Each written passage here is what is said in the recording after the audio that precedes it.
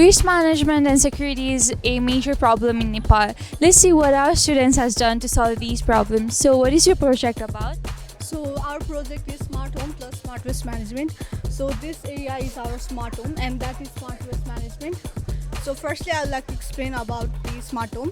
Firstly we have got here a RFID card reader, and here are two cards, and then this one is unauthorized and this one is authorized. So when this authorized card is placed here, the door automatically opens and closes.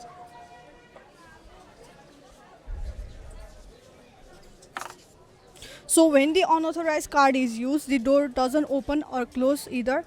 And this is PIR motion sensor. So this detects motion and then opens the door and also closes it. This will take some time because we have added delay of 10 seconds. So it will eventually run. And this is temperature sensor. And the temperature of today will be displayed in here in this LCD board.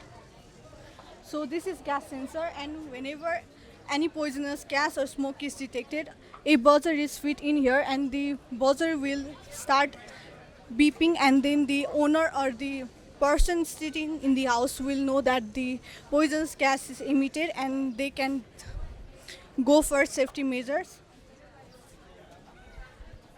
So this is our automatic water fill tank. For now we have added 5 centimeter gap between the sensor and the water level. So when the distance reaches below 5 centimeter, the motor starts running and the water is dispensed in the tank.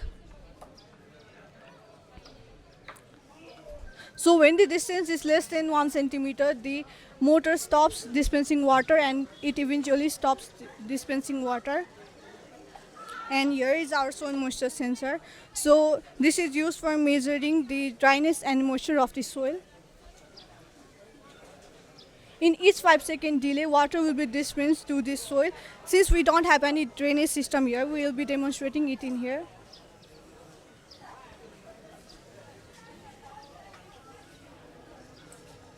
So in delay of every 5 seconds, water will be dispensed to the soil, and once the moisture is adequate, the water dispensing will stop and the cycle will continue. So my friend Anup will be explaining about the smart waste management. So यो हाम्रो smart West म्यानेजमेन्टको लागि चाहिँ हामीले दुईवटा बिन setup गरेका छौँ.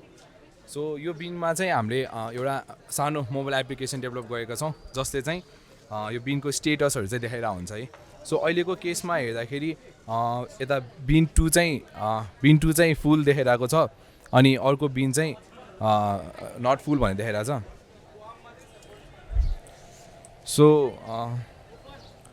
So यही हो. यसको युज कसरी अब हामी चाहिँ यसरी चेक गर्न सक्छौँ है. यसरी हटाएर अर्को बिनमा हाल्यो भने चाहिँ सो यसले चाहिँ जस्ट बेसिकली यो एपले चाहिँ यो बिनको स्टेटस चाहिँ देखाउने भयो है. सो अब यसको युज चाहिँ कसरी गर्न सकिन्छ भने चाहिँ हामीले डेली लाइफमा धेरै प्रब्लमहरू फेस गरेर हुन्छौँ फोहोर रिलेटेड.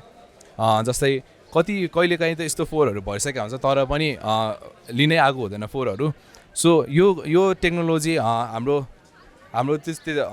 जुन चाहिँ के भन्छ गार्बेज ट्रक सिस्टमले युज गर्न सक्यो भने चाहिँ ठ्याक्कै उसले नोटिफिकेसन पाउने भयो कि कता चाहिँ डस्टबिनहरू फुल छ अनि कता चाहिँ खाली छ भनेर. सो यसको थ्रुबाट चाहिँ एकदम सजिलो हुने भयो कि उसलाई जहाँ फोहोर छ त्यहाँ मात्र लिन जान सक्ने भयो अनि अनावश्यक खर्चहरू चाहिँ त्यसले रिड्युस गरिदिने भयो. सो त्यसपछि आएर यसको युज चाहिँ यो कम्युनिटी लेभलमा त नभइकन जस्तै अफिसहरूमा घरहरूमा नि युज गर्न सक्यो है. अब जस्तै अब हाम्रो कलेजको सिनेरियो हेर्दाखेरि एउटा ब्लक चाहिँ उता माथि छ, एउटा ब्लक यता छ अनि अर्को ब्लक चाहिँ उता छ. सो त्यो ब्लकको लागि अब मिनिमम वर्करले नि यो काम गर्न सक्ने भयो क्या, किनकि सबैको फोनमा यसरी आइसकेपछि चाहिँ धेरै वर्करको त्यो चाहिँ भएन है. सो अब यो हस्पिटलहरूमा नि युज गर्न सक्यो. सो त्यसरी नै हस्पिटलमा वर्करहरू जुन चाहिँ हुन्छ अब उनीहरूले ठ्याक्क जहाँ बिन फुल भयो त्यो नोटिफाई भयो भने चाहिँ उनीहरूले त्यही बिन गरेर खाली गर्न पायो. त्यसले गरेर चाहिँ हाम्रो वेस्ट म्यानेजमेन्टको प्रोसेस पनि अलिक फास्ट हुने भयो. अनि जहाँ बिन फुल भयो त्यहाँ बिनहरू अडिँदैन नि त. सो त्यसले गरेर चाहिँ अलिक केही हदसम्म पोल्युसन पनि यसले कन्ट्रोल गर्ने भयो अनि लेस ह्युमन इफोर्ट पनि लाग्ने भयो. सो हाम्रो कन्सेप्ट चाहिँ त्यही हो, लेस ह्युमन इफोर्ट लगाएर चाहिँ स्मार्टली वेस्ट कसरी म्यानेजमेन्ट गर्न सकिन्छ भन्ने चाहिँ हाम्रो कन्सेप्ट हो है। सो अहिलेसम्म धेरै गेस्टहरू आइसक्यो होला होइन, के अरे उहाँको फिडब्याकहरू अर रेस्पोन्सहरू चाहिँ के थियो? रेस्पोन्स चाहिँ के थियो भनेपछि अब यो जुन चाहिँ छ नि अहिलेको यो टेक्नोलोजी, अब काठमाडौँमा चाहिँ धेरै यो फोहोरको चाहिँ प्रब्लमहरू भइरहेको भएर चाहिँ यो चाहिँ सकेसम्म छिटो चाहिँ यसो मार्केटमा ल्याउनु पऱ्यो भन्ने चाहिँ धेरैले हामीलाई सजेसन दिनुभयो क्या है। I do agree with that. नेपालमा एकदम चाहिने प्रोडक्ट होइन त. Thank you so much for your work and all the best for your project. Thank you.